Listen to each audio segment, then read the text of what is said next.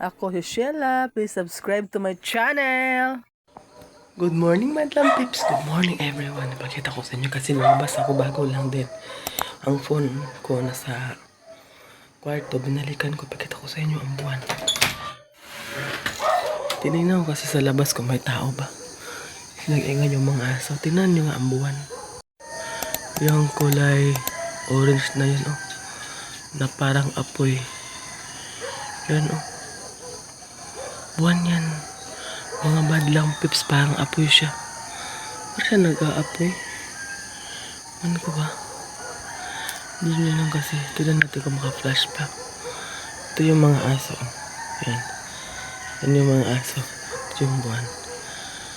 Oh, yung buwan na parang nag-aapoy siya. Kulay orange talaga. Medyo nakakatakot tingnan kasi hindi natin alam kung ano ang mga payawatig ng buwan na yan. Circle talaga siya at kulay orange. Lahat naman kasi may meaning, no?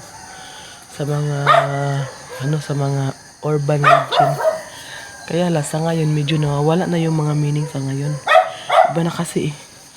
More on practical ang mga tao, more on science na ngayon. So, they don't believe, some other people don't believe urban legend.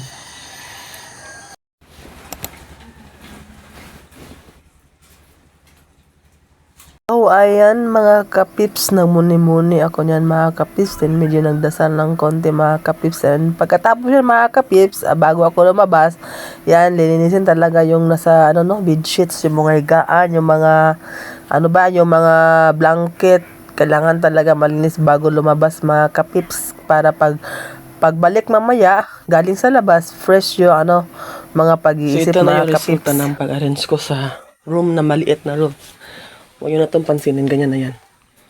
So yan, yung mga damit namin na pambahay. Ito yung mga panlakad dito. Ito, hindi pa kasi totally tuyo eh. Ito. Mga panlakad to. Meron din sa ilalim. Kung upo kami sa sahig dyan, kami upo. Para di masyadong malamig yung namin, puwet. So ito yung gaan namin. So ganito lang kaliit.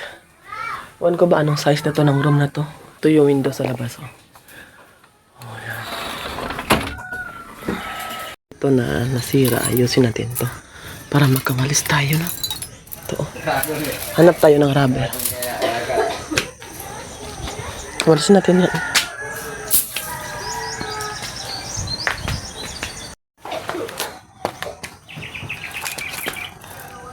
So, ayan mga kapips, sa oras na yan napag-isipan ko magwalis at inayos ko muna yung walis tingting kasi nga nasira. Buti na lang may nakita akong panghikot. Basta Tagalog yung panghikot mga kapips? Pangtali pala, sabi ng anak ko dito na kinig kasi to kapag nag-voice over mga kapips, no? So, ayan, medyo na-fix ko na yung walis tingting mga kapips. And then, mga gamit ko na yan. Ganyan lang mga kapips, habang mga gamit mo ba, wag mong itapon. Ayusin mo lang din, okay na yan. So, yan.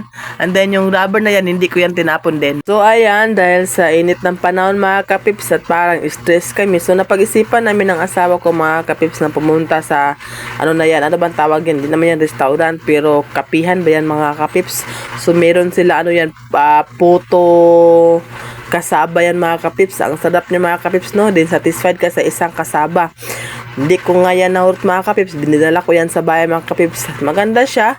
Pangkapi mo sa umaga mga kapips at masarap mga kapips. Satisfied talaga yung pagluto nila ng kasaba mga kapips. Di namin wala namin yung sama nila Sakto ba yun? pagkabarog o di sila tuluan nga mga bata pa. Nandala na sila. Gara sila. Pugi. Kugi na isa pag-antos kasi sila kay. Sa yung tagmata kay mag-prepare. Kaya naman muna kapalit mag-isbapa ho. Yes, mga kapips, napag-usapan namin yung mga anak namin yan. Buti na lang yung owner nagkipag-usap sa amin kasi nga napaka-humble naman talaga ang owner ng restaurant na yan mga kapips, no? Na-share niya sa amin how they taught their children to manage a business. 3 stall meron sila mga kapips. Then yung dalawang anak nila ang nag-manage sa kanilang other stall mga kapips. So maganda yung yung knowledge na na-share niya sa amin, which is he encouraged us to do that also to our child kasi isa lang yung anak namin mga kapips. Wala pang business. Soon to be me. Soon to be. Si isa lang yung anak namin. So, kailangan talaga, no? Talaga siya, turuan. Kasi nga, di natin alam kasi yung takbo ng buhay natin, mga kapips. Lahat naman tayo mawala dito sa mundo. So, kung mawala man kami, yung anak ko, secured na. So, yun lang mga kapips na amaze ako sa mga topic namin dyan sa oras na yan, mga kapips. Matagal kami nakaalis dyan kasi nga, may dami pa kami na pag-usapan tungkol sa mga anak, sa negosyo niya, paano siya nag-umpisa sa business niya, mga kapips. Maganda yung story niya, mga kapips, no? Ma-amaze ka na lang from farmer to own a stall, 3 stalls to sa ilang mga negosyo, mga kapips. So yan lang, mga kapips. Mga kapips, good morning. Early kami gumising kasi nga may duty ako ngayon. Hindi makala yung boses ko. Pero labanan tayo, no? Kasi yung asawa ko magtrabaho, ako magtrabaho. Eh, magbaon kami. So, kasama ko yung anak ko sa duty ko mamaya. Balik ako kayo may mga tips. Guys, good morning! So, nag-breakfast na ako, mga kapips! Medyo mahirapan pa talaga ako maggawa ng mga videos ngayon kasi nasa bahay lang talaga ako. And then, alam niyo ba yung pakiramdam na maaga pa lang, inaantok ka na? Alam mo, pakiramdam nga nagugutom ka na? So, parang may panty, oh. Pasensya na. Kasi nagpagamot ako, then sumula nung nagpagamot ako, lagi ako inantok, and then dali akong gutumin. Parang bumabalik na yung sigla ng katawan ko, mga kapips. So, ganun ba yun? So, ayan, balikan ko kayo mamaya, mga kapips. See you to my next videos. Kasi lalabas ako. Natin ko yung asawa ko sa trabaho niya mamaya. Sasabay ako. Sana may holder tayo ng phone, no? Para naman video ako while nag-drive ng motor. Pero wala eh. So, yan lang. Bye! Hi guys! It's Sunday today and sumunto na akong makeup tips, oh. Lain this. Yan. Alis kami. Punta kami sa Claveria. Kasi titignan namin yung bahay namin doon. Kung nawala na ba yung mga nakatirik doon, mga kapips. Medyo madilim pa sa daan kasi nga it's still 4 AM pa. Pakita ko sa inyo. Dilim nga. Lagyan natin ng konting ilaw.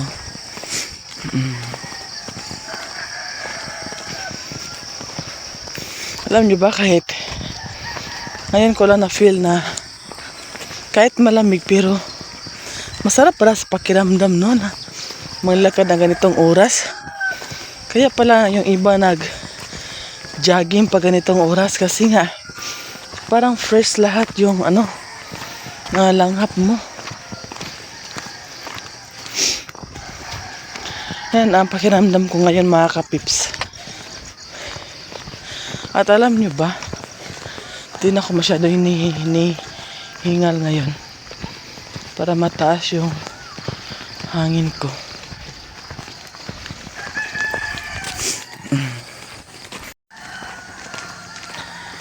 Ano gawin namin doon? Doon na lang tayo. Pero magkapunta na tayo doon, makikita nyo na kung ano ang gawin namin doon. Pero hindi na kami magtagal doon, mga kapips. Kasi nga, kundi na naman sadya namin doon. So, balikan ko kayo maya. Dito na kami sa may highway, mga kapips. At kitaan nyo ba gano'ng kadilim yung aso. Dami mga aso kaming nadaanan, no? Pero walang ano man Tagalog yun, uusig, ha? Wala nagbabark sa amin.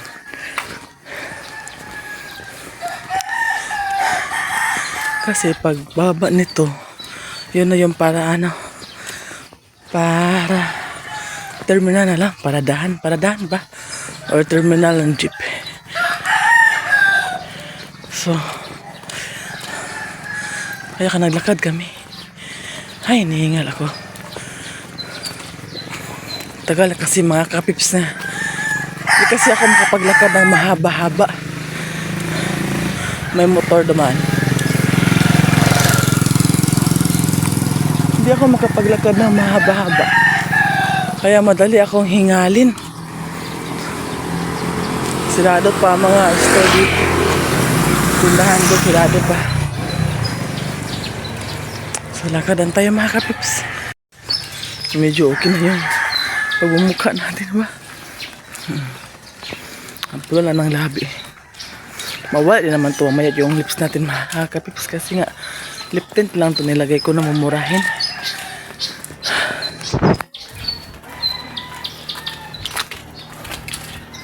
Tao ko mga kapips, yung pants niya, isa lang yan panglakad. At masikip na. Kawawa naman ay. Huh? Isa lang yung panglakad niya at masikip na. So yung mga dati naming damit na wala kasi mga kapips. Noong nangyari na demolition, wala kami na isalbar kahit isa. Mas mauna pa kasi ang pagkain kaysa damit mga kapips, no? May project pa kaming tatapusin bago kami magbili ng mga gamit namin mga kapips. Ito na lang ako at yung anak ko, mura lang yung mga damit pambabae. Iyo damit pang lalaki, mahal. Iyo to yung mga damit ko nga mga kapips, 10 pesos 5 pesos. So yung asawa ko isa lang talaga eh. Medyo madilim na dito, no? Balikan ko kayo maya mga kapips.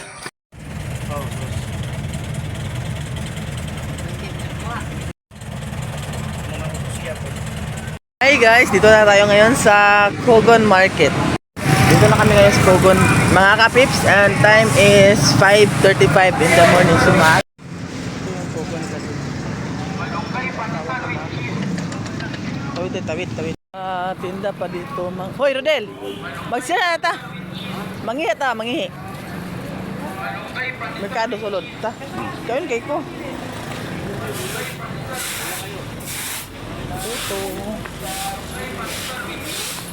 Dito mga kapips kasi mag-CR ako. Naihi ako eh. Dito sa market. Kayun kay ko na.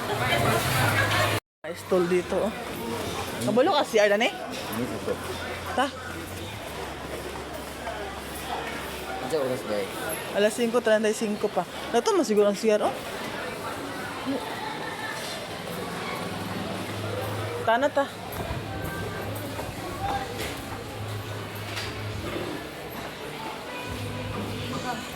Peanut. Itlog na yung mga itlogs. Mga tana sir. Ano ba na CR? Hindi naman. Atos na bo? Sige lang. Salamat ha. Turn kami mga kapips doon para sa kabila. Pakita tayo doon sa kabila kasi yung mga nagtitinda ng mga pagkain. Dito tayo. So dito, maraming mga pagkain dito. Ano ba ito dito? Deal no?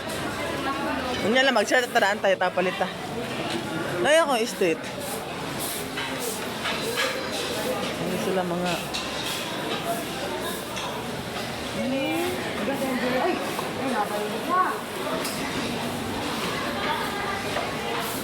dito yung mga ulam.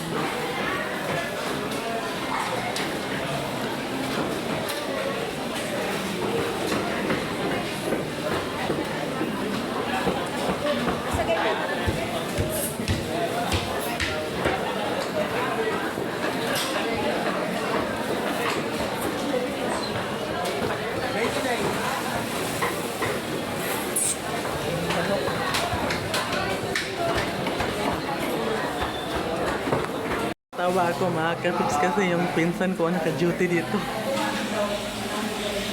Saguin mo na yung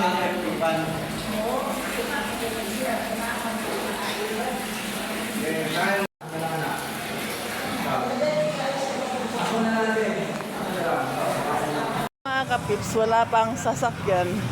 Na lang kami ng tricycle. Dani ba ito? Rila di? Ano naman yun? Mercury. Ba? Jollibee. Isa. Padulong sa agura ba? Nakalimot ko makikit kay. Oh, tata. Wala ko sa Denmark. Natawa ko sa pinsan ko. Naimot. Kay ko na asawa ko. Kasi nga tawag yan ay siya naka-duty. Pag mapansin ko yun, kausapin ko yun, tagal na yung tapos mag-usap. So hindi na ako nagpakilala. Kaya buti na lang may hood ang jacket ko.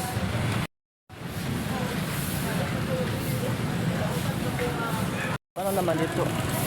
Tagawali. Saan tayo?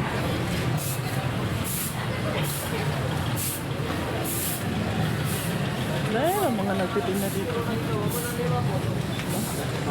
Wala. Alam niyo ba dati? Gusto din ako na nagtitinda dito. Kugon Market. Tinda ng plastic cellophane. Yung mama ko nagtinda ng gulay. Tawid tayo. Ano ba dito? Ba't sila nagka-traffic dito? Saging.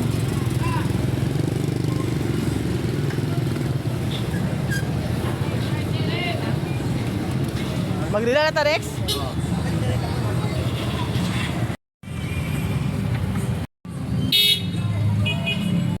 So mga kapips, dito na kami sa Agora Terminal. Lakad lang kami dito.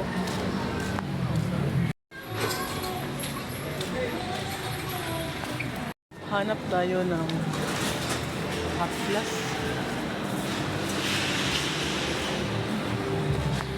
Ano dito na dito kay sa Pugon, oh? Ha? Dab ba kalay? Kuasa ba? Ano ba? Basuran, oh.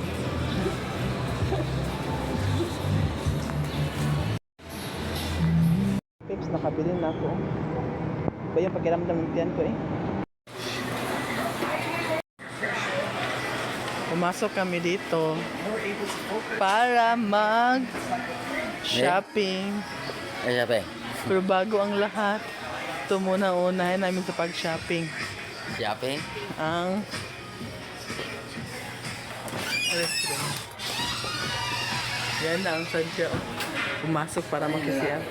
Ayan mga ka-pips, nakauwi na kami and then sa oras na yan, di ko napansin na na-mute pala ang camera ko.